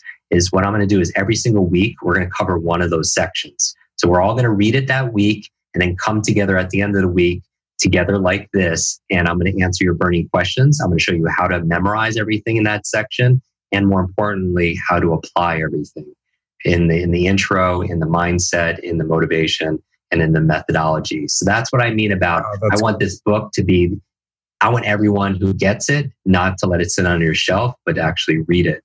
And then I'm going to include 2 bonus chapters, which sounds like a lot, but people are asking questions right now. Like, can I apply Limitless to my kids? And so we're adding a bonus chapter digitally, Limitless for children. It's great for educators. It's great for parents, anyone who has a child in your life, because a lot of being limitless, limits are learned. I wasn't born with this idea I was broken. I learned that. And there's a process of unlearning it. But if you could get to a child early and teach them these speed reading, memory, mindset ways, they have such a huge advantage. And then the second bonus chapter besides Limitless for children is Limitless for teams. If you have a team of 2, 3, 4, or 400, and you want to create a learning organization, because your number one asset is human capital. It's the biggest line item, payroll. And if you want to up-level your team and make them limitless in terms of they know it's possible, they have motivation, because over 80% of employees feel disengaged, right? and methodology, if you want to give them the best methods for being focused and being productive, then this is the bonus chapter. And you can get it all at limitlessbook.com. That's awesome, dude. We're going to definitely put that in the show notes. And I know your book, I think, is going to come out a few weeks before this episode drops. But we're definitely going to put all that in there. And it's funny as you're describing the whole, not only like writing the book, and I didn't realize it was your first book either. That's really wild. That is the comment I get all the time. That's funny. I just assumed you had a bunch of books, but it's really interesting because I can hear the model that you must have used your own model in order to complete the book, like to conceptualize and actually execute the book, and then figure out how to launch it in a way that's creative and useful to people. It's funny. Yeah. It's like you're obviously practicing what you preach in that whole thing. So that's cool. I'm glad you're sensitive to that, because that shows the level of expertise and acuity you have. This book is not just a book on accelerated learning. The way it's actually mapped out, it maps out in the beginning with a mind map of the hero's journey. And I actually take people on a call to adventure, ask them if they're going to take the blue or the red pill, and so they are Dorothy and the Wizard of Oz, or they are Neo, or, and I become like their Yoda or Miyagi. And hey, Jim, did you practice any, this being your first book, and as someone who's obviously been teaching for 28 years with other mediums, how did you learn to actually write a book? Did you work with a writing coach or read books about writing books, or, how did you learn how to actually put it all together? Because you have the knowledge, right? That's abundantly clear. How did you learn how to put it together in a logical way that someone wanted to publish and is going to make sense to people? Yeah, and I appreciate that. Because I struggled for a decade and a half with my own learning challenges, I'm hyper aware of the distinctions that make something digestible and learnable and applicable. And so I reverse engineer it like I do a presentation on stage, or if I'm doing a full day training. I go from the outcome, what do I want to do with this team of 20? And then I go backwards and say, how can I organize this? Here's a perfect example. That's a very, very, very short story. Years ago, I get a call on a Friday night and I don't recognize the number. So I pick up and he's like, you don't know me, but we have this mutual friend and I really need your help. He gave me your number. Please help me. And I was like, and the mutual friend was a very close friend. And I was like, what's the situation? He was like, I have a conference tomorrow in New York City and my keynote speaker canceled. And I'm like, well, I am in New York City, but, I usually book out 6 months in advance. I'm sorry. He was like, please, you have to help me. These people are really counting on me. And I was like, well, for the sake of just interest, what's the topic? And he tells me the topic. And I'm like, why are you calling me? I don't know anything about that. He was like, yes, but he wrote a book. I'm like, so what? And he was like, well, my friend, our mutual friend says you're a speed reader. I'm like, yes. So he was like, well, can you show up a little bit early and read this book and give the keynote talk? And I was like, wow, and I literally said, this is going to cost you. I literally said that. And I show up at 10 o'clock, I read his book, and around lunchtime, right after lunch, I give the presentation. And humbly, it was the highest rated talk of those 3 days. And I don't think it's because, I haven't had a minute of public speaking training. It's not something I just, I'm so on purpose when I'm on stage that all I care about is just I'll do anything to help people with what I used to be struggled with. And, but it was the highest rated talk, but it was really skill development, right? I have this set of skills of reading, not just speed reading, but smart reading, reading something, understanding it, remembering it, and also organizing it. And I also have a set of skills of how to teach it in a way that is enjoyable, that's interactive, that it really pushes it in deep and makes it personal for people. Even there's a whole chapter in the book that the opening chapter is like how to read this book and every other book. Like what book teaches you how to read the book from the beginning? So I teach people how to read it. And it's the same principles of how I wrote it, because I wrote it in a way that it's going to help people to focus in it through the storytelling and through the questions that I ask throughout it. And there's different parts of it in terms of how it's reviewed and everything else like that. But I mapped it out from working from ending results. I want this person to be limitless. When they come out of this book, I want to help them transcend and transform who they are. Going in right now, we're cocooning, right? Right now, we're in this cocoon phase. And while the beauty is in the butterfly, the growth happens in the cocoon, right? And right now, people are in solitude. They're socially distancing themselves. What a wonderful time to get clarity and self-reflection on your life. What a wonderful time to put into self-care, right? In terms of not just doing the practices of yoga and meditation, but also just self-care is just giving yourself permission to rest and not have to do everything. Maybe this is a big global reset for some people, and care for yourself through all the practices that we know. Maybe this is a wonderful time to contribute, and add, to donate, to be able to do things like this. Anybody could share on their Facebook, on their YouTube, some message that their community or somebody listening at home that really needs, right? So we can contribute. This is a wonderful time. Also, is capabilities. I just noticed these are 4 C's in a row: clarity, care, contribution, but capability. What a wonderful time to up-level our skills right now. So as we're in this cocoon, it's funny because it's the struggle the caterpillar has to do to push its way out of that cocoon that actually make that small hole. When it pushes itself through, it moves the fluids from its body into the wings that nourishes the wings that allow it to fly. And right now, I think we're in a certain metamorphosis right now, globally, and maybe not only in the environment, but our internal environment. And what a wonderful opportunity to check in with ourselves and get clarity on our life purpose, on what's most important to us in a relationship, and our behaviors aligned with those things. Anyway, buddy, I could talk to you forever about this. You didn't tell me that you also possess the power of ESP, because I literally, as you were kind of explaining your book writing process, I wanted to segue into how you're dealing with your mindset and emotional state during this crisis. And then you went on to explain it essentially, which is, of course, looking at, to put it very simply in an elementary way, of the glass being half full. And that's, the same thing I've been doing myself is I hired a writing coach. I'm going to be working. No, I'm not going to be. I am working on my first book starting right now. And it's interesting because looking at the model here, the P times E times S3, that's exactly what I needed to hear. And that's inherently what my writing coach has been doing, is helping to lay it out for me in that way, especially the S3 part, because that's the daunting of being a first-time author. The daunting part is like, what? I have the idea, but it's so big. But in my life, I've been just, I get up every day and I drive up the hill and I watch the sunrise, which is a practice that I've been wanting to instill in my life for a long time. And I've been very spotty with it since I moved to this location, because I have to get in the car. It's cold, it's dark. Whereas my last place where I lived, I could see the sunrise on the horizon because I was lower in the city. And so I've been looking at all of the ways in which my life is actually improving as a result of this, otherwise catastrophic state of affairs.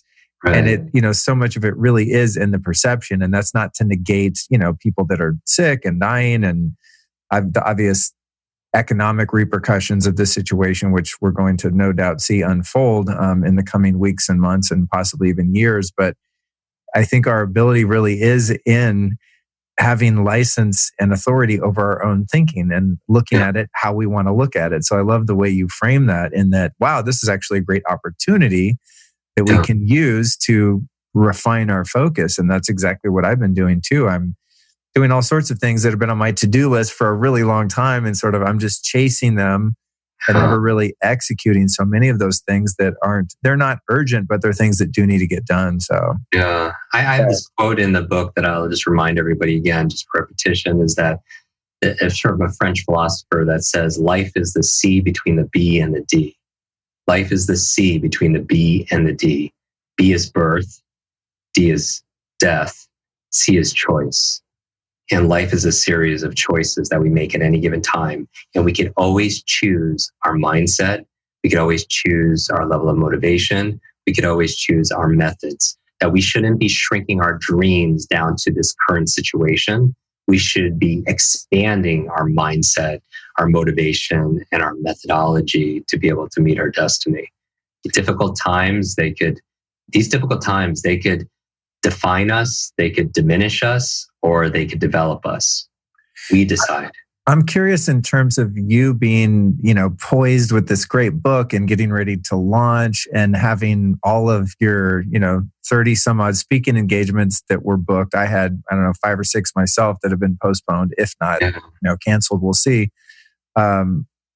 How have you reconciled that with, here you've been doing this work for 28 years, you have this body of knowledge and experience, you have a huge audience, you're ready to just crush it with the release of this book. And a lot of the ways authors do that is by public speaking.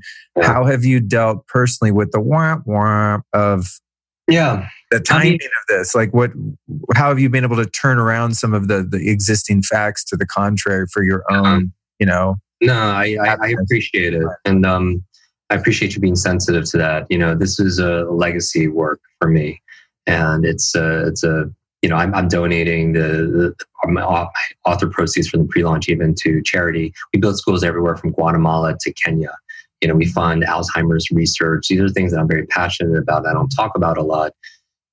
So I could have delayed this book into the fall, which by a lot of people would recommend it. But my reason for putting it out now is I'm so purposeful. Just like when I'm going on stage or getting on, international flights, I do it because I'm on purpose.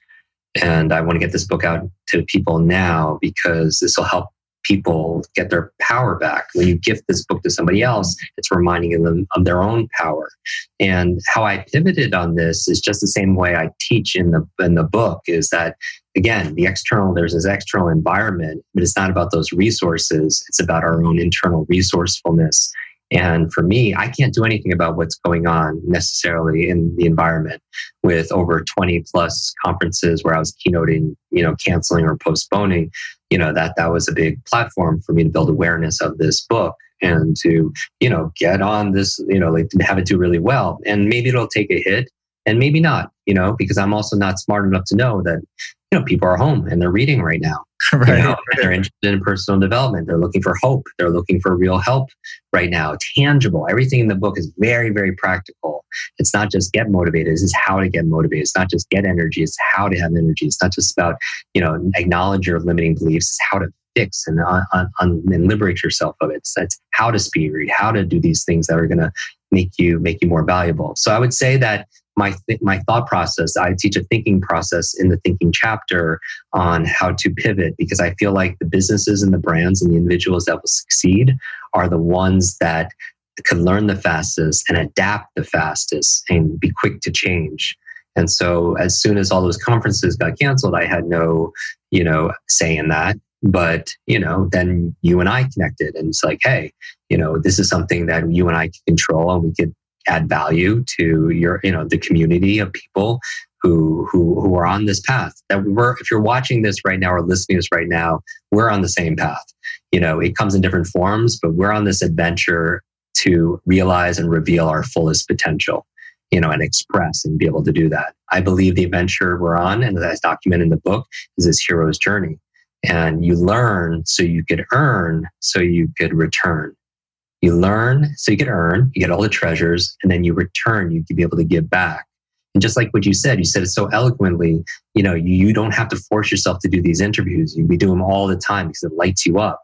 That's your passion, right? Is that. And then your purpose is sharing it with others, because you learn so you can personally earn, but then you want to return it to other people and share those ideas. That's the hero's journey. I mean, what did Neo do after he got his powers? He went back into the Matrix, got on that payphone, and said, he talked to the Matrix, basically said, I'm going to show people here what you don't want them to see. A world without limits, a world where anything is possible. He brought that treasure elixir back to the world. And just like, Dorothy, Glinda, said, you've had the power the entire time. You just had to learn it for yourself. She had those ruby red slippers as a metaphor to go home. And she brought that love, and that adventure back to her family. And so we're all on this adventure together, and we're not alone. And even if we're cocooning still at the time this comes out, what a wonderful way to connect through podcasts, through community. That would be the fifth C. Add on top of care and clarity and contribution and capabilities is our ability to commune, to check in with our neighbors, to be able to connect online and using the wonders of technology. But I think the ultimate technology is the human mind. And it doesn't come with an owner's manual. It is the only infinite resource on planet Earth is human potential. There is no limit to your imagination. There is no limit to your creativity. There's no limit to human determination. These are the things that we want to forge right now in this fire of everything that's going on. So we come out of it not bitter, but we come out better. Damn, that was good, dude. Can I challenge everyone to do something real quick? Yeah, go for it. I challenge everyone to take a screenshot of this episode. And I believe another tip to be able to learn anything faster is learn with the intention, have the intent of teaching somebody else. I think, Luke, I know you personally. We spent personal time together. You live your story. Like, you literally live your story, because the life you live are the lessons you teach. Nobody's perfect, right? But we teach the things we most want to learn and also be able to live. And, I feel like if everyone could just take a screenshot of this episode and share one thing you got out of this conversation, so you could teach, your followers and your community, tag Luke, tag myself at Jim Kwik, Kwik, and share your big aha, or one thing that you got out of it, or where you feel limited. Is it in your mindset, motivation, or in your methodology, or what area are you just kicking ass in? Doing really well in. Share something like that, and I will actually repost some of my favorites that I get tagged in myself. Me too. And I'll actually send a signed copy of the book to one person, just randomly, just as a thank you for listening to this show, for supporting this show, and know that when we talk about cocooning, about that butterfly coming out, the metamorphosis, that life is kind of like that cocoon. That if a boy cut open that cocoon, that butterfly would not be able to fly, because it never had to build the strength and the struggle. So if life is like an egg or a cocoon, that if an egg is broken by an outside force, life ends. But if it's broken by an inside force, life begins. Great things begin on the inside. And if you're listening to this still, you have greatness inside of you. You have genius inside of you. And thank you for allowing us to talk about it and let some of that out. I want to call you every day, dude. I'm getting all pumped up, man. This is great. Jim, tell me who 3 teachers or teachings have been in your life that have influenced you, because you've taught us so much today. I'm curious who you've learned from. Who are some of your go-tos, the masters that you followed throughout your path? Yeah. So, I struggled till I was 18 years old. I had a first mentor that taught me the power of reading, that leaders are readers. The person's not famous. It was really a stranger, the father of a friend of mine. I was ready to quit school with my learning difficulties when I was in a local state university that we could afford, and I was failing out again. And I couldn't have, so my friend was like, hey, let's get some perspective, come home with me. And the father was pretty well off, and he became my mentor, asked me questions like, what do you want to be? What do you want to do? What do you want to have? What do you want to share? He made me make my first bucket list. He took me into his home, which full of books, like a library, just like maybe Neil's, maybe not like Neil's library, but it's a very big library. And he starts handing me these books and says, leaders are readers. I want you to read one book a week. And he got me, very interested. So that was one. My parents, I'll count collectively as 2. My typical immigrant story, my dad came here when he was 13. He lost both of his parents when he was 13. So they were very, very young. It's a very impoverished third world country, and didn't speak the language. They came here to live with his aunt because they couldn't afford to feed him.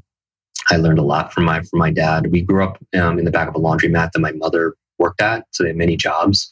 So I learned the power of discipline. I learned the power of putting out quality, to being kind to people. And there was a lot of love there. We didn't have a lot of external resources, education, networks, money, that kind of stuff. But I shaped my values there. So I hit the lottery there. And then the third person that I would say, besides my first mentor and my parents, is I would say everyone. And I know that's a kind of a cop out, but there's not a day that goes by that I don't learn something from somebody. I have this global belief that everybody has this different set of life experiences, and I can learn something from everybody. And it keeps me very humble at the same time, because whether it's a child, and because everybody has different, they've had different lives, and I'm always seeking that wisdom in others and honoring it. And, I'm always wondering what I can learn from somebody to be able to pass it on, much like you. It's just like the world can be our seminar, or the world can be our podcast, and we can be learning all the time. I often joke about my guru, my spiritual teacher is my housekeeper. And in what way? She is the happiest person I have ever met in my life. Period. Amazing. I mean, I only see her for, a few hours a week or every couple of weeks or whatever it is. And her name's Odelia. And when my girlfriend moved in, I said, tell me what you notice about Odelia. I'm not going to say anything. Just give me your take on her, totally neutral and not giving away any clues. And my girlfriend had the same thing. She's like, God, she's really happy. Yeah, I know. She figured it out. She cracked the code. And from my perception, I think, oh God, poor lady here. She's, vacuuming and doing the laundry. God, what a crappy job. Or, she must really hate her life. And she has mastered the art of having an attitude. Yeah. I've never really, there's a little bit of a language barrier. She speaks a bit of English. I speak a bit of Spanish. So, we groove. But one of these days I'm going to ask her, like, what's your secret? She must have a great relationship with God or something, because I literally have never met anyone that's so kind and so happy. And every time she comes over, I go, Luke, look at that. Do that. Yeah. What he's doing. It's just, it's incredible. And some of the most influential people in my life have been people that aren't noteworthy at all. They're just people I observe energetically. And I think, man, they've cracked the code. They get it. And they're not writing books about it. They're just a good person. They're just a good person. They just exude positive energy. Like, hello, that's it. So the life we live are the lessons we teach, for sure. Thank you. Those examples, people don't know any of my early mentor, my parents, or anything, but it's just, we have that ability. And talk about butterflies, there's a butterfly effect also, that, a butterfly flapping its wings in LA can create a tsunami of change across the globe because of complex systems. And I feel like, it's been demonstrated with what's going on in the world from a negative standpoint, how everything's connected. But there is this power where kindness could be that powerful as well. And it could spread like that as well. And kindness is free. So we should be sprinkling that stuff everywhere. One of the lessons, I gave a talk in the United Nations on the 50th anniversary of the astronauts landing on the moon. So it's me and a bunch of scientists and astronauts, right? And there's this one speaker talking about the overview effect. And the overview effect, he's documenting how the majority of all these astronauts who have left Earth's atmosphere, looking on the Earth, have this emotional, spiritual experience of oneness, right? Because when you're looking on it, you get this literal, spiritual, emotional experience that you don't see borders, you don't see boundaries, right? That we're literally all connected. And maybe what's going on in the world, at the time of this recording is proof that we're all connected, and that we all touch upon each other. And it could be in a way that's, potentially negative, or potentially it could be a huge ripple of kindness and love and compassion and learning and transformation. But ultimately it comes back down to that choice. Life is a C between the B and the D. Awesome, dude. In closing, so we've got limitlessbook.com. Yes, sir. We've got your Instagram at Jim Kwik. Any other websites, your home site? Yeah, it's just all social media is at Jim Kwik, KWIK, Twitter, Facebook, Instagram, and my podcast. I'm very proud of our podcast. It's only 15 minutes long, but they're short, and it's like how to remember names, how to read faster, how to change your habits, what are the best brain foods, how do you unleash the female brain? Like fun conversations. If you like what we talked about here, it just kind of goes deep into one topic. And you could get that at kwikbrain.com, KWIKbrain.com. And there's a bunch of memory videos on how to remember names where I demonstrate and bring people on stage and show people how to do these things. Or you can search your podcast app for my name, Jim Kwik, on any platform. But look, I want to take a moment to really honor you. I just love watching you as a person and you as your brand and your reach grow the way it's growing. So I appreciate not only what you do, but the manner you do it. And, sometimes at events, we don't always get to, we're always at the same event speaking or attending these events. So this is wonderful time to go deep. And when you have your book ready, come on my podcast. Thank you, sir. I will. And we'll jam on it. I look forward to it. I will. Thanks so much, man. It's great to see you again. And, hang tight there in New York. Stay warm. And I look forward to seeing you again in person one of these days. Yes, very soon. There's one thing I really love, and that's when the guest truly delivers the promises that I make in the intro to their episode. And Jim Kwik was no exception. I'm in awe at Jim's ability to share complex ideas with simplicity. He's just a brilliant guy, and I'm just so honored to have spent some time with him. And oddly enough, I was just kind of making the observation that even though our first conversation together was in person in New York City, as we talked about in the episode, I felt that this one was just so much deeper. I think everyone being cooped up and relegated to Zoom and Skype recordings and podcasts and such has really made us all kind of pour our hearts into it. I know I've really focused on the production of the remote interviews in a way that I hadn't previously. I'm kind of going back to my roots, because I don't have many people that are willing to come over and sit down with me, and it would be hard to hear someone through a mask and the microphone. So here we are, but Jim just really over-delivered, and I think this is one that I'm going to have to go back and listen to a couple times myself, which I don't do a lot of anymore because I just put out so many shows. Honestly, I can't even keep up with them, and after 3.5, almost 4 years, I just get sick of hearing myself talk, believe it or not. It might be surprising because sometimes, you might have observed that I talk at great length. However, this one, man, there was just so many value bombs dropped that it's like he wrecked this place in the most positive sense. So Jim, if you ever hear this outro, man, thank you so much. You're such a beautiful human being, and you work so hard to contribute to the world. And I know that not only I appreciate you, but the audience does as well. Speaking of appreciation, I appreciate our sponsors, man, because if they didn't give me money to pay my team over at Crate Media and all the people that keep this thing going, I wouldn't be able to do it. And I don't know what I'd do. I don't even think I'm qualified to do much else except talk. Perhaps write a bit. So I'm so grateful to our sponsors like Beekeepers Naturals. You can find them at beekeepersnaturals.com. The code there's Lifestylist, and that gets you 15% off. These guys make some fantastic bee products. And if you haven't heard the news, bee products are really good for you. And they're also really good for your brain, especially their little, what's it called? It's like this little nootropic vial they have with, it's got ginkgo in it and royal jelly. I forget what it's called offhand. Maybe I need one right now so that I can remember it, but they are just fantastic. That's beekeepersnaturals.com. Then we've got, now I'm getting like memory shame because I'm like, wait, shit, if Jim listens to this and he hears me that I couldn't remember the name of that bee product, that's hilarious.